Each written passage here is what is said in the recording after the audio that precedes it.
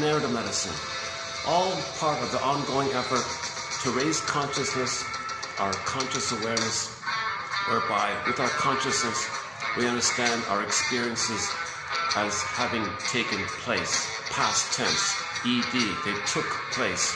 The trauma happened, it happened. Didn't like it, didn't want it, but it happened. So our experience was lived, emphasis on the ED there, the D. So, but in trauma, and the survival part of the brain doesn't know time. And when there's trauma, we repeat. Pain makes us repeat. Trauma in the survival brain means there's no time, so the pain makes us repeat. Infinite loop called repetition compulsion. Due to the trauma, we then repeat with the hope that we can get a better past, undo the past, correct the past. Get the love that we should have received in the past. So we're dysfunctional because you're not enjoying the present. The present is just new additions of the past, hoping to get the love that the baby should have received, so he can feel safe and resume his development and let his feeling self and his budding beauty, his emerging self stay with him. So his embodiment, his sense of beingness, the be, yesterday's topic about the be, the beingness, the I, the be, the sweet inexhaustible fullness of being, ontological self, feeling self, sense of self, okay, a warm embodiment, soulment. We live from this kind of place, this authentic I, and from the I, all the capacities are there.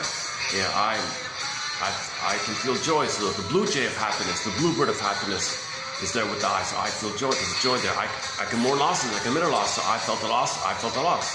There's an I there to accept the loss, so you can accept the reality of loss, and I allows you to do it. You need the I to admit a loss. If you can't admit a loss, complicated grief, and there's all the complications around that. And there's a whole long list of capacities associated with having your beingness, your authentic, called the feminine principle, the feminine element. Okay, this feeling real and alive. So the golden ball, radiance, warmth of your feelings, aliveness of your feelings, like the golden ball.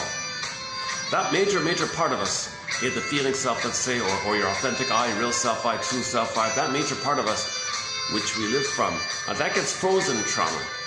Meanwhile, the rest of us develops chronologically, biologically, physically, cognitively. So you can get 10 PhDs, you can get 10 weight building medal awards, sports awards, you can throw the speed ball at 100 plus miles an hour, whatever it is.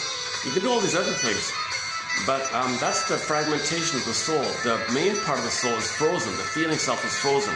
So that feeling self has been the princess. So when the princess is locked in a tower, or in a coma like Snow White, or in a tower like Rapunzel, or as princess morphs into a bird and flies away, or morphs into a fox, runs away, or crack on the earth, gets pulled down like in the Miss Core one. See, the Miss Core one means the core of the person. The heart of the person, the soul of the person, the core of the person, that's the I, the authentic I. So the authentic I, when Miss Core gets pulled down, that's like your authentic I getting pulled down.